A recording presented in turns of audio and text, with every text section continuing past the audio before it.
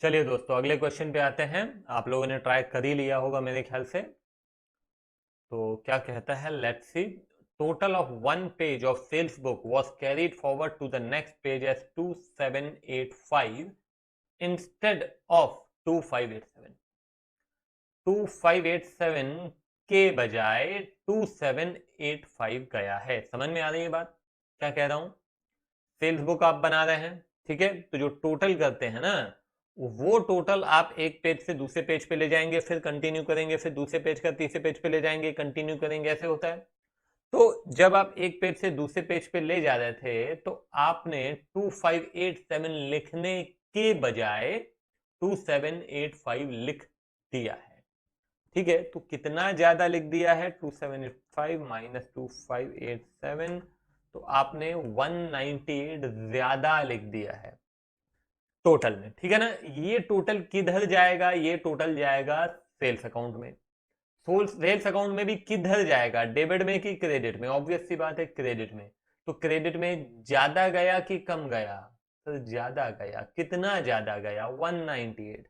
मतलब गलती ये हुई है कि सेल्स अकाउंट में 198 ज्यादा गया है, ये ही बोल रहा है, मगर घुमा फिरा के बोल रहा है। सीधा सीधा थोड़ी बोलेगा कि सेल्स अकाउंट में 198 ज्यादा क्रेडिट हो गया है, नहीं।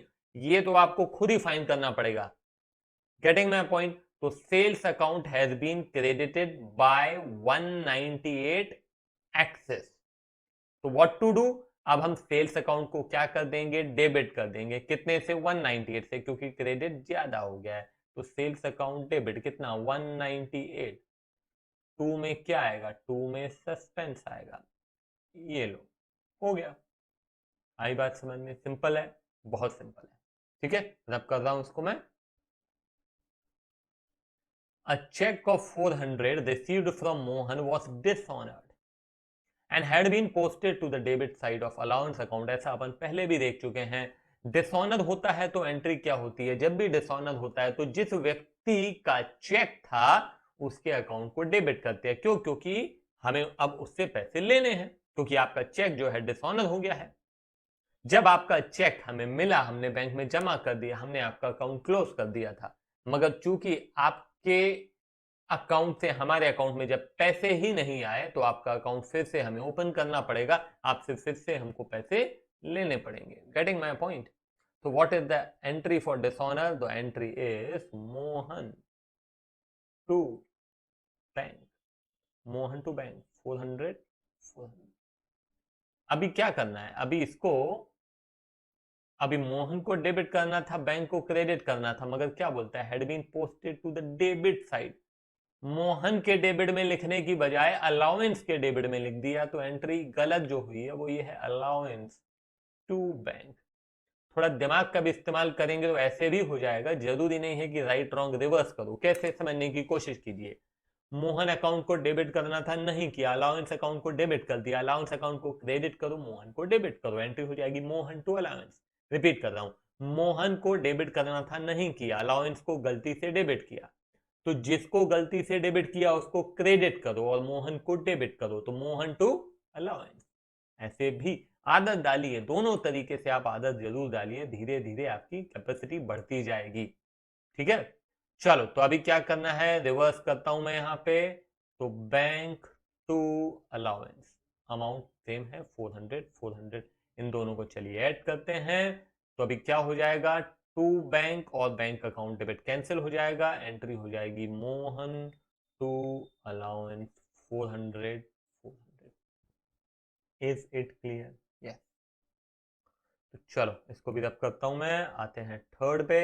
Return of goods worth rupees 5000 by a customer was entered in purchase return book. Okay, return of goods by a customer, customer ने गुड्स रिटर्न किए। थोड़ा दिमाग लगाइए कि कस्टमर ने रिटर्न किए हैं तो कौन सा रिटर्न होगा? परचेज रिटर्न की sales return?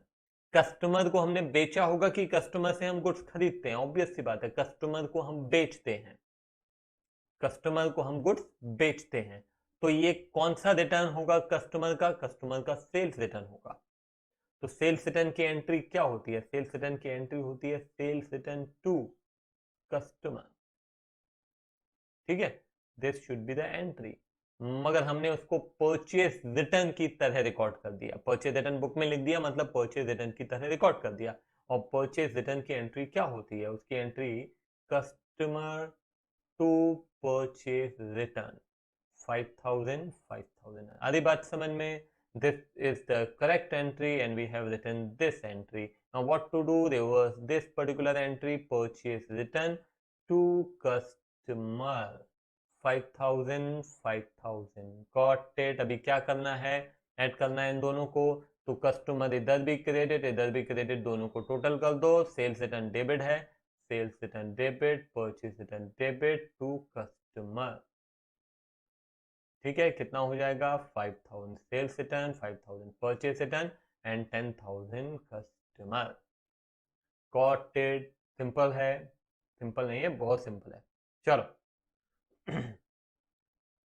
Fourth, sum of 200 owed by X has been included in the list of sundry creditors.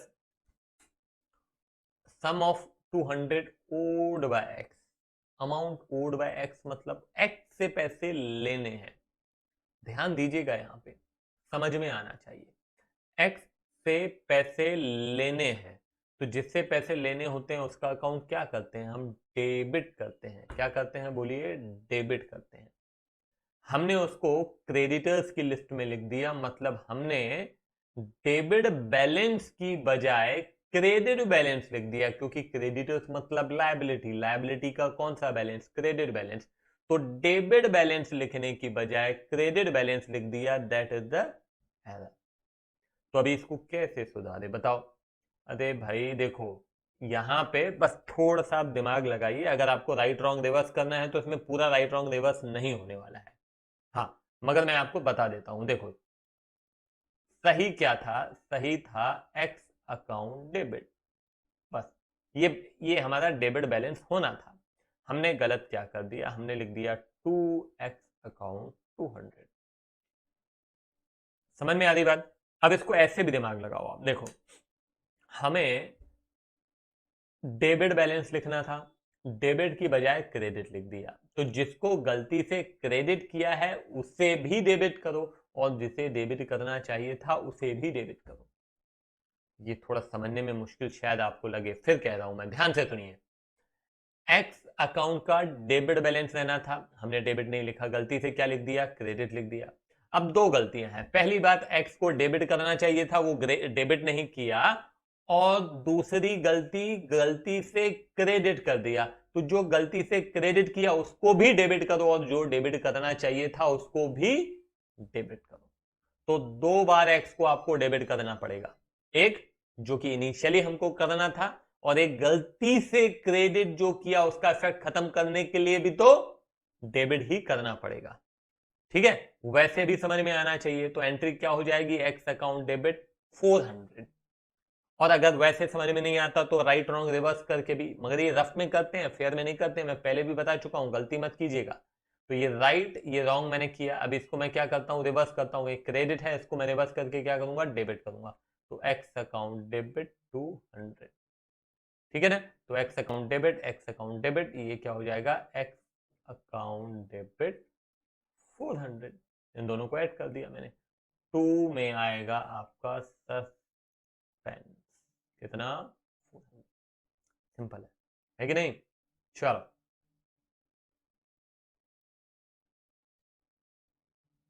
Cell of old furniture worth ₹430 was credited to sale account as 340। गलती कहां हो रही है? Credited to sale account as 340।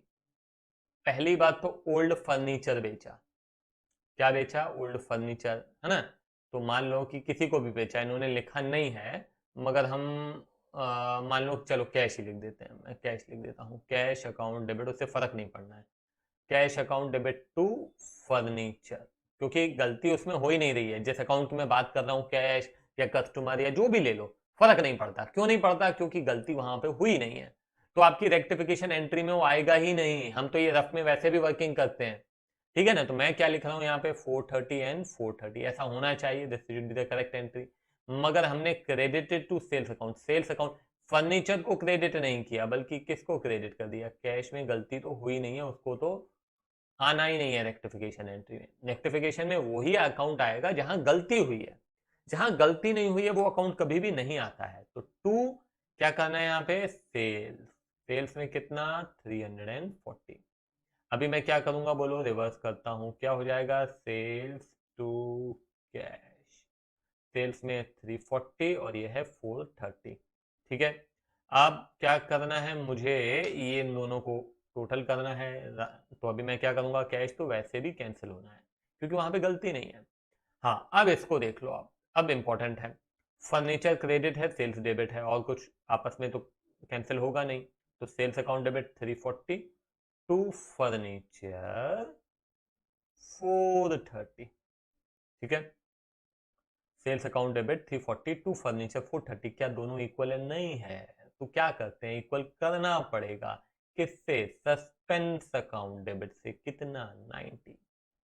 आई बात समझ में बेटा, पढ़ते आना चाहिए, समझते आना चाहिए कि क्वेश्चन पूछ क्या रहा है, गलती हुई कहां है। गॉट इट, क्लियर है, ठीक है। तो बस सिंपल सा क्वेश्चन था।